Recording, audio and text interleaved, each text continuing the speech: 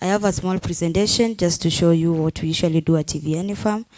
Maybe you can go to the next level. So these are the problems that smallholder farmers are facing. That is post-harvest losses, poverty, as you can see in that picture, and climate change. Next. And this is where we have come into place. We are working into more than 5,000 smallholder farmers to source fruits and vegetables from them for value addition. Next. So this is our process flow of how we usually operate. On the first step, we usually pick fruits and mangoes from the farmers. They are transported using local. We are located deep in the villages where these farmers are found. So they are transported using local means such as wheelbarrow, ox carts, and border borders. And then we ripen them naturally. Women and youth to slice, peel,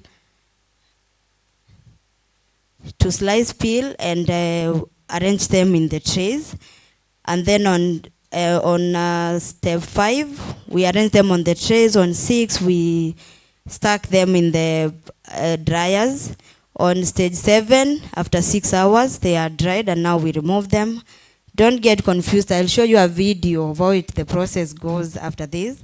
So then on stage 8, the good thing about dried fruits, they don't need heavy storage investment. Just a bucket, tightly close it, and it's good to go. On 9, it's how we package our product for dispatch. Next. We utilize our waste to energy technology, whereby we use waste to create 3-phase electricity. Some of these waste is mango prunings, mango seeds, and briquettes. We get them, most of them actually from Mumias, from the sugarcane waste.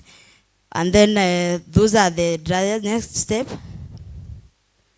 This is what we are working on. Currently, we are picking mangoes from Lamu. We are picking pineapples from Uganda. We are picking also mangoes from Elgeyo Marakwet.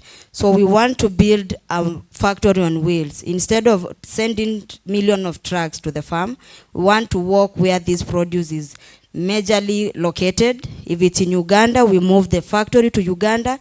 We process from there and come back with the end product. That's what we are working on currently. Next.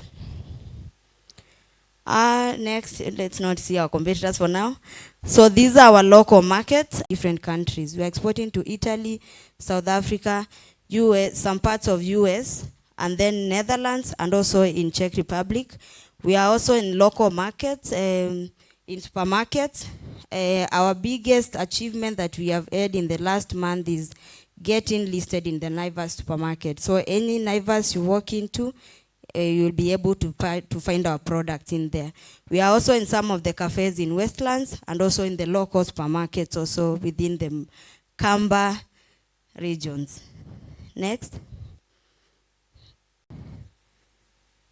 So this is the impact that we have been able to create. That is our supervisor of the fruit processing before we met him. We met her, sorry, and now where they are. So you can clearly see the impact of creation of employment. Next. So we have become a center of benchmarking. I'm happy to hear the Lumut guys are asking to visit. So we have become a center of excellence whereby people come and benchmark across the country, not only in Kenya, but also across the world. That in the pictures are some of the, it's showing some of the pictures of the people who have visited our farms to benchmark. Next. And these are the achievements that we have been able to achieve. So maybe at this point you can just clap for us because I'm a youth and I've been able to achieve all this. So we have been featured in all this. I had the opportunity to win 2.5 million. It's not only that it's not showcased where the president is gifting, is awarding us. So we won a Plug Mutaani competition, which was all about business idea.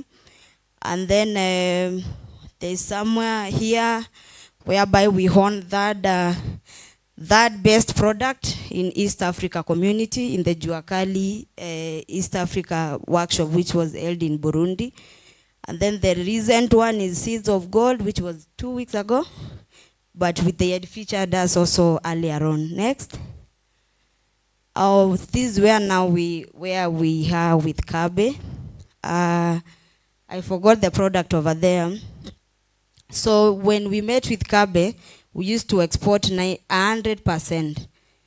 We started with export market since day one. So after that, when we started engaging with them, they said, they tested and said at least people would want also to test this in the country.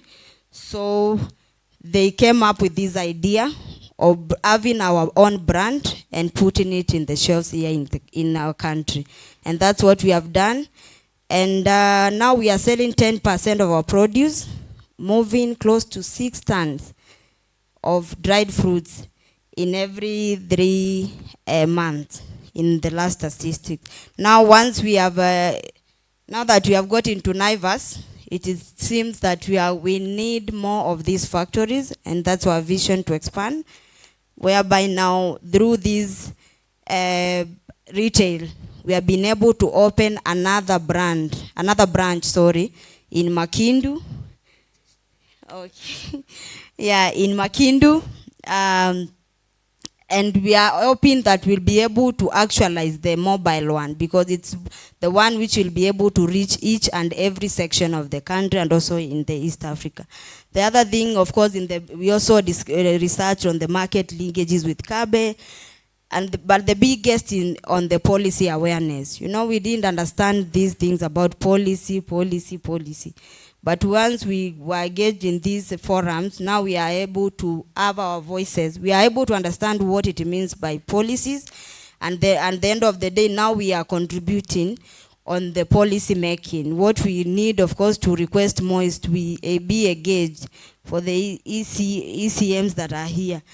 At least engage just before now coming up with projects. Sometimes us as the youth, you bring for me chicken right now, today I will not, because that's not my path of passion. So it's good to engage the youth first before you tell them what to do. And then now once I think mostly youths are driven by passion. So if they have the passion, they will do that thing the best. But if they don't have the passion, then they will not. So next. So I think that's the end. And we are able to employ more than 80,000 people. Currently, we have 30,000 permanent staff, and then we had more 50 when we are on the, pardon?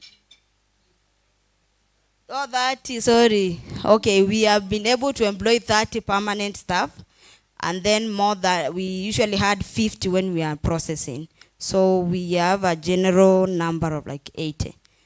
That's our impact. So maybe they can play the video. It's 3 minutes. So that you can see in a nutshell what we usually do. Thank you. Mumo, CEO at Tiviani Farm, a social enterprise that aims to improve income and nutrition for smallholder farmers.